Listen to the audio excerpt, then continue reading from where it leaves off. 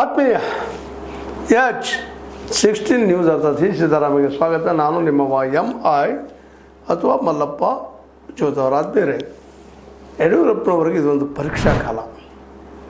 ಯಾಕಂದರೆ ಈಗ ಚಿತ್ರದುರ್ಗದಲ್ಲಿ 9ನೇ ತಾರೀಕಿನಿಂದ ನಡೀತಿರುವಂತಹ ಕಾರ್ಯಕ್ರಮ ಅದು ಯಶಸ್ವಿ ಆಗಲೇಬೇಕಾಗಿದೆ.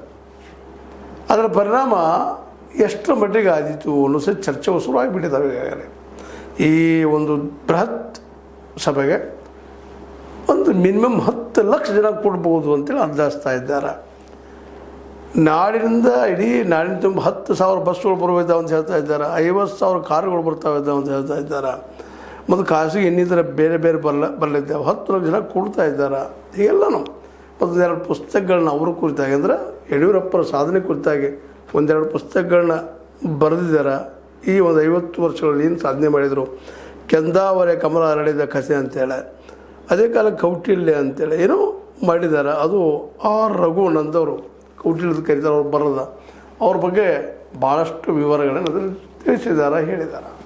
ಇದೆಲ್ಲ ನಡೆಯುವಂಥದ್ದು ಸಹ ಶಾ ಅವರು ಬಿಡುಗಡೆ ಮಾಡ್ತಾ ಇದ್ದಾರೆ ಅಂತೇಳಿ. ಆದರೆ ಇವತ್ತೇನಾಗ್ಯದಪ್ಪ ಅಂದ್ರೆ ಅದೊಂದು ಶಾರವರು ಅದೇ 9ನೇ ತಾರೀಕಿಗೆ ಕಲ್ಕತ್ತಾದಲ್ಲಿ ಹೊಸ CMಗೆ ಓದ್ ತೊಗೊಳ್ಳೋಂಥ ಪ್ರಮಾಣ ವಚನ ತೊಗೊಳ್ಳೋಂಥ ಕಾರ್ಯಕ್ರಮದ ಭಾಗಿಯಾಗಿ ಇಲ್ಲಿ ಬರುವುದರಿಂದಾಗಿ ಬೆಳಗಿನ ಬದಲಾಗಿ ಸಾಯಂಕಾಲ 4 ಗಂಟೆಗೆ ಅವರು ಕಾರ್ಯಕ್ರಮ ಇಟ್ಕೊಂಡಿದ್ದಾರೆ ಅನ್ನೋದು ಒಂದು ಪರಿವರ್ತನೆ ಮಾಡಿದ್ದಾರೆ. ಅದೇನೋ ಮಾಡಲಿ, ಆಯಿತು, ಬಂದವ್ರು ಬೇಗನೆ ಬಂದರೆ ಊಟ ಮಾಡ್ಕೊಳ್ತಾರೆ, ಮತ್ತು ಬರ್ತಾರೆ, ಎಲ್ಲ ವ್ಯವಸ್ಥೆನೂ ಅದ ಅಲ್ಲೇ. ಯಾಕೆಂತಂದರೆ ಇದು ಯಡಿಯೂರಪ್ಪನವ್ರಿಗಿಂತಲೂ ಯಡಿಯೂರಪ್ಪನ ಮಗನ ಭವಿಷ್ಯದ ಸಲುವಾಗಿ ಮಾಡುವಂಥದ್ದು. ಜೊತೆಗೆ ಸ್ವತಂತ್ರವಾದ ಮೀಡಿಯಾಗೆ ಬೇಕಾಗಿರುವುದು ಸ್ವತಂತ್ರ ಧ್ವನಿ. ಆ ಸ್ವತಂತ್ರ ಧ್ವನಿ ಉಳಿಸಲು ನೀವು ಮಾಡಬೇಕಾದದ್ದು ಇಷ್ಟೇ. ಅದೇನಪ್ಪಾ ಅಂತಂತಂದ್ರೆ ನಿಮ್ಮ ಕೈಲಾದಷ್ಟು ಸಹಾಯ ಈ ಚಾನಲ್ಗೆ ಮಾಡಿ ಹಾಗೂ ನಿಮ್ಮ ಧ್ವನಿಯನ್ನು ಕಾಪಾಡಿಕೊಳ್ಳಿ. BJPಯನ್ನು ಹೇಗಾದರೂ 2028ರಲ್ಲೇ ಯಾವುದೇ ರೂಪದಿಂದ ಆಗಿರ್ಬೋದು ಅಧಿಕಾರಕ್ಕೆ ತರುವಂಥ ಒಂದು ದೊಡ್ಡ ಪ್ರಯತ್ನಕ್ಕೆ ಒಂದು ಹೆಜ್ಜೆ. ಈ ಹೆಜ್ಜೆ ಏನಪ್ಪ ಅಂತಂದ್ರೆ ಇಲ್ಲೇ ದಿಟ್ಟವಾಗಿ ಇಡಬೇಕಾಗಿರ್ತದೆ. ಇದಕ್ಕೆ ವಿರೋಧಗಳು ಇದ್ದಾವಿಲ್ಲ ಅಂತಲ್ಲ, ಮತ್ತು ವಿರೋಧಿಗಳಿದ್ದಾರೆ ಅನ್ನೋದು ವಿರೋಧ ಇರೋದನ್ನ ಆ ಮಾತು ಬೇರೆ. ಆದರೆ ಅದು ಎಷ್ಟರ ಮಟ್ಟಿಗೆ ಅವ್ರನ್ನೆಲ್ಲ ಮೀರಿ ನಿಲ್ತದೆ ಅನ್ನೋದು ಇವತ್ತು ಪ್ರಶ್ನೆ ಅದ. ಯಾಕಂದ್ರೆ ಇವತ್ತು ನಿಜವಾಗಿಯೂ ಕಾಂಗ್ರೆಸ್ನಲ್ಲೇ ಒಳತೆ ಕಾಟಗಳು ಜೋರಿದ್ದಾವೆ, ಕುರ್ಚಿ ಕಾದಾಟಗಳಿದ್ದಾವೆ. ಅದರಲ್ಲೂ ಈ ಸೇಮ್ ಕುರ್ಚಿ ಕಾದಾಟದಿಂದ ಈ ಕಳೆದ 1 ವರ್ಷದಿಂದ ಕಾಂಗ್ರೆಸ್ಸಿಗೆ ಒಂದಿಷ್ಟು ಕೆಟ್ಟ ಹೆಸರು ಬಂದದ, ಇಲ್ಲಂತಲ್ಲ.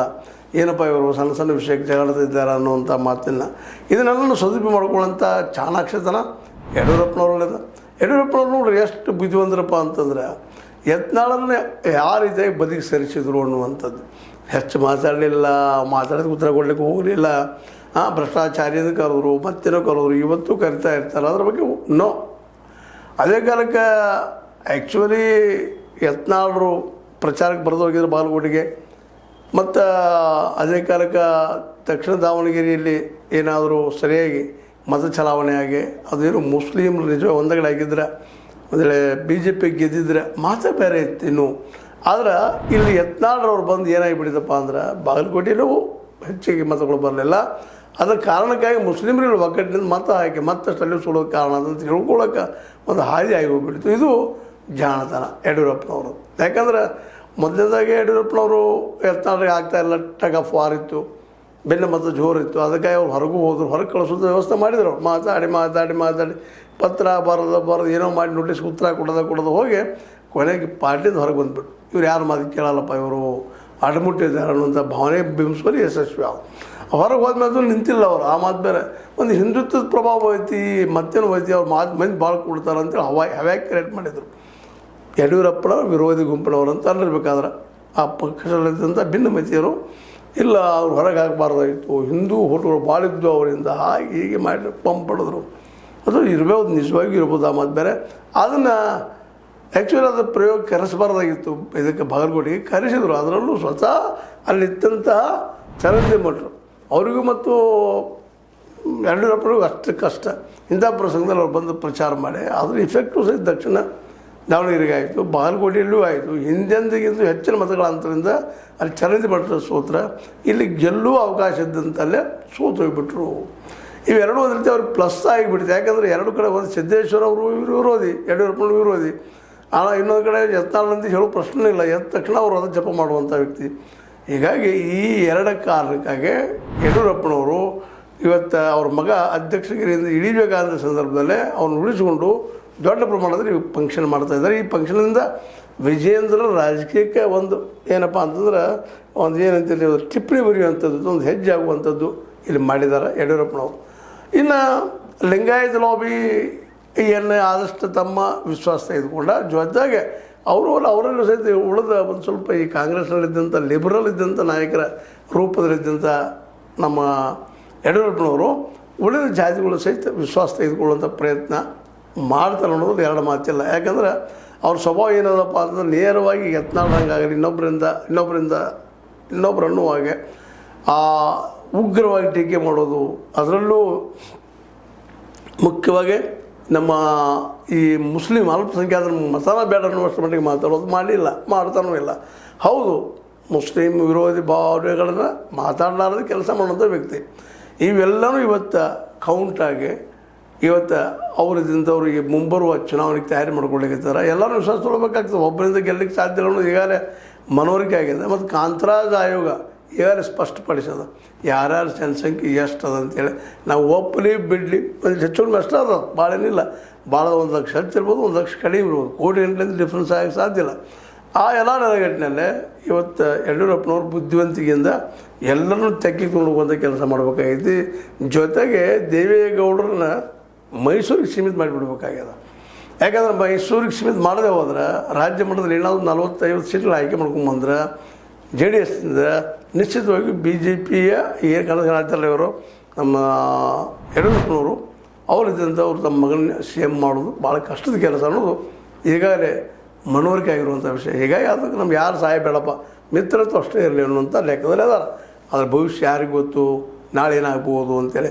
ಅದಕ್ಕಾಗಿ ಅದೆಲ್ಲ ಭವಿಷ್ಯ ಏನೋ ಆಗಲಿ ನಾನು ಅದನ್ನು ಸರಿಯಾಗಿ ಫೇಸ್ ಮಾಡ್ತೀನಿ ಅಂತೇಳಿ ತಮ್ಮ ಅನುಭವದ ನೆಲೆಗಟ್ಟಿನಲ್ಲಿ ಈಗ ಹೆಂಗೆ ಸಿದ್ದರಾಮೋತ್ಸವ ಮಾಡಿದ್ರು ಹಂಗೆ ಅಭಿಮಾನೋತ್ಸವ ಮಾಡ್ತಾಯಿದ್ದಾರೆ. ಅದು ನಮ್ಮ ಯಡಿಯೂರಪ್ಪನವರ ಮೇಲಿಂದ ಅಭಿಮಾನಿಗಳು ಅಂತೇಳಿ 50 ವರ್ಷಗಳು ರಾಜಕೀಯ ಮಾಡಿದ್ದಾರೆ ಅಂತೇಳಿ ಆ ಒಂದು ದೊಡ್ಡ ಸಮಾರಂಭ ನಿಶ್ಚಿತವಾಗಿಯೂ ಯಶಸ್ವಿ ಆದ್ರೆ, ಅವ್ರು ಅಂದ್ಕೊಂಡಂಗೆ ಆದ್ರೆ ಮುಂಬರುವ ದಿನಗಳಲ್ಲಿ ಮಾತ್ರ ನಿಶ್ಚಿತವಾಗಿಯೂ ಯಡಿಯೂರಪ್ಪನವರು ಸಿದ್ದರಾಮಯ್ಯರ ಎಡಬಲದಲ್ಲಿ ಏನಪ್ಪ ಅಂದ್ರೆ ನಿಂತು ಹೋರಾಟ ಮಾಡುವಂಥ ವ್ಯಕ್ತಿತ್ವ ಪಡೆದಿದ್ದಾರೆ ಅಂತೇಳಿ. ಅದೇ ಕಾಲಕ್ಕೆ ಸಿದ್ದರಾಮಯ್ಯನವರು ಸಹಿತ ಈಗ ತಿಳ್ಕೊಂಡಿದ್ದಾರೆ ಅಂತ ಇತ್ತೀಚೆಗೆ ಒಂದು ಸ್ವಲ್ಪ ಏನೋ ಇಲ್ಲ ಹೈಕಮಾಂಡ್ ಹೇಳಿದಂಗೆ ಕೇಳ್ದಂತ ಅಂತ ಇದ್ದಾರೆ. DK ಅವರು ನಿಧಾನಕ್ಕೆ ಮೃದು ಆಗ್ತಾಯಿದ್ದಾರೆ. ಇವೆಲ್ಲ ನೋಡಿದರೆ ಅವ್ರಿಗೂ ಭಯ ಹುಟ್ಟದ. ಯಾಕೆ ಹಿಂದೆಲ್ಲ ನಾಳೆ ಈ ಯಡಿಯೂರಪ್ಪನವರು ಏನೋ ಒಂದು 100 ಅಥವಾ ಒಂದು 80-90 ಸೀಟ್ ಆಯ್ಕೆ ಮಾಡ್ಕೊಂಬಂದ. ಅದೇ ಕಾಲಕ್ಕೆ JDSನಿಂದ ಆಯ್ಕೆ ಮಾಡ್ಕೊಂಬಂದರು. ನಾಳೆ BJP ಮತ್ತು JDS ಸಮ್ಮಿಶ್ರ ಸರ್ಕಾರ ಆಗೋ ಸಾಧ್ಯತೆಗಳದಾವ ಅಂತ ತಿಳ್ಕೊಂಡು ಇವರು ಇವತ್ತು ಅದನ್ನೆಲ್ಲ ತಿಳ್ಕೊಂಡು ಅಗ್ದಿ ಎಚ್ಚರಿಕೆ ಹೆಜ್ಜೆ ಇಡುವಂಥ ಪ್ಲ್ಯಾನ್ ಮಾಡ್ತಾಯಿದ್ದಾರೆ. ಏನೋ ಮಾಡಲಿ, ಈ ಚಿತ್ರದುರ್ಗದ ಮಹಾಸಭೆ ನಿಶ್ಚಿತವಾಗಿಯೂ ರಾಜ್ಯದ ರಾಜಕೀಯದಲ್ಲಿ ಹೊಸ ಸಂಚಲನ ಮೂಡಿಸ್ತದೆ. ಆದರೆ ಅದರಿಂದ ಅವರು ಅಧಿಕಾರ ಹಿಡಿತಾರೆ ಅನ್ನೋದು ಮಾತಲ್ಲ. ಅಟ್ಲೀಸ್ಟ್ ಒಂದು ದೊಡ್ಡ ಸ್ಪರ್ಧೆಯನ್ನು ಮುಂಬರುವ 2028 ಚುನಾವಣೆಯಲ್ಲಿ ಮಾಡ್ತಾರೆ. ಜೊತೆಗೆ JDS ಸಹಿತ ಈಗಾಗಲೇ ಸುಳ್ಳು ನಡೆಸ್ತದೆ. 25 ವರ್ಷಗಳ ತನ್ನ ಒಂದೇನು ಹಬ್ಬ ಆಚರಿಸ್ತಾ ಹೋಗ್ತಾಯಿದೆ ಮತ್ತು ಆದಷ್ಟು ಜನರು ಕೂಡಿಸ್ತಾ ಇದೆ. ನೋಡ್ಬೇಕು ಅದನ್ನು ಏನಾಗ್ತದೆ ಅಂತೇಳಿ. ಬಟ್ ಚಿಕ್ಕಾಟ ಮಾತ್ರ ಅದು JDS ಮತ್ತು BJP ಮಧ್ಯದಲ್ಲೇ ಯಡಿಯೂರಪ್ಪ ಮತ್ತು ವರ್ಸಸ್ ದೇವೇಗೌಡ. ಅದೇ ಕಾಲಕ್ಕೆ ಅಥವಾ HDK, ಅದೇ ಕಾಲಕ್ಕೆ ಕಾಂಗ್ರೆಸ್ನಲ್ಲಿ ಒಡಕು ಇವ್ರಿಗೆ ಲಾಭ ಆಗೋದು ನೋಡ್ಕೋಬೋಗಿತ್ತು ಕಾಂಗ್ರೆಸ್ ಬಿಟ್ಟು ವಿಷಯ. ಇಲ್ಲಾಂದ್ರೆ BJP ಈ ಸಲ ಅಧಿಕಾರಕ್ಕೆ ಬರ್ಬೋದೇನೋ. ಆದರೆ ಒಂದು ಅಂತಿ ನಿಶ್ಚಿತನ, ಒಂದು ಗ್ಯಾರಂಟಿಗಳನ್ನು ಇವ್ರಿಗೆ ಹೆಚ್ಚಿಕೊಡ್ಬೇಕು. ಶಿಕ್ಷಣ ಮತ್ತು ಆರೋಗ್ಯ ಎರಡು ಹಿಡ್ಕೊಂಡು ಇಲ್ಲಪ್ಪ ಅಂತಂದ್ರೆ ನೌಕರಿ ಒದಗಿಸ್ತು ಪರವೆಲ್ಲರಿಗೂ ಇದ್ದಿದ್ದೆಲ್ಲ ತುಂಬಿಕೊಳ್ತೀವಿ ಅಂತ ಭರವಸೆ ಮೂಡಿಸ್ಬೇಕು. ಅಂದಾಗ ಏನೋ ಒಂದಿಷ್ಟು ಹೋಪ್ಸ್ ಹುಟ್ಬೋದು. ಬರೀ ಹಿಂದುತ್ವ ಬಂದ್ರಿಂದ ಕರ್ನಾಟಕ ಗೆಲ್ತಾರೆ ಅನ್ನುವಂತಹ ನಮ್ಮ ಯತ್ನಾಳರ ವಾದವನ್ನು ಮುಂದುವರಿಸಿದರೆ ಭಾಳ ಕಷ್ಟ ಆಗ್ತದೆ ಅಧಿಕಾರಕ್ಕೆ ಬರೋದು. ಏನೋ ಆಗಲಿ ಯಶಸ್ವಿ ಆಗಲಿ ಅವ್ರದ್ದು PSY ಅಭಿಮಾನೋತ್ಸವ. ಅದ್ರ ಫಲಿತಾಂಶ ಏನಾಗಿದ್ದು ನೋಡೋಣ. ಜನವರಿ ಎಷ್ಟು ಮಟ್ಟಿಗೆ ಮಾತ್ರ ಮುಂದೆ ಚರ್ಚೆ ಮಾಡೋದು ಅಂತ ಹೇಳ್ತಾ ಇದು ಇವತ್ತಿನ ಈ ನಮ್ಮ ಯಡಿಯೂರಪ್ಪನವರ ಕುರಿತಾಗಿದ್ದಂಥ ಕೆಲವು ಮಾತುಗಳು. ಇದು ನಿಮ್ಗೆ ಲೈಕ್ ಆಗಿರ್ಬೋದು. ಲೈಕ್ ಮಾಡಿ ಶೇರ್ ಮಾಡಿ ಕಮೆಂಟ್ ಮಾಡಿ ಜೊತೆ ಸಬ್ಸ್ಕ್ರೈಬ್ ನಿಲ್ಲಿಸ್ಬಿಟ್ಟು H16 ನ್ಯೂಸ್ ಅರ್ಥ ತಿಳಿಸಿದ್ದು ಸತ್ಯಕ್ಕಾಗಿ ನೋಡಿ ವಂದನೆಗಳು. ಆತ್ಮೀಯ ಸಾರ್ವಜನಿಕರಲ್ಲಿ H16 ಅರ್ಥಾತ್ ಸೀತಾರಾಮದಿಂದ ಒಂದು ಮನವಿ.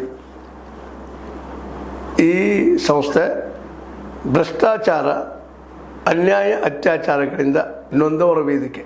ಅನ್ಯಾಯಕೋರರ ಭೂಗಳ್ಳರ ನಶಾ ಸಾರಾಯಿ ಮಾಫಿಯಾಗಳ ವಿರುದ್ಧದ ಧ್ವನಿ, ರೈತರ ಕೂಲಿಕಾರ ಕಾರ್ಮಿಕರ ಬಿದ್ದ ಸಮುದಾಯ ಜನರ ಧ್ವನಿ ಬೆಂಬಲವಾಗಿ ನಿಂತು ತನುಮನ ಧನದ ಸಹಾಯಕ್ಕೆ ಸಾರ್ವಜನಿಕರಲ್ಲಿ ಕೋರಿಕೆ. ದಾನದ ಸಹಾಯ ನೀಡಿ ಸ್ವಾತಂತ್ರ್ಯ ಪತ್ರಿಕೋದ್ಯಮ ಉಳಿಸಿ ಬೆಳೆಸಿ. ವಂದನೆಗಳು. ತಮ್ಮನ್ನೇ ನಂಬಿರುವ ಮಲ್ಲಪ್ಪ ಇ ಜೋತಾವರ್.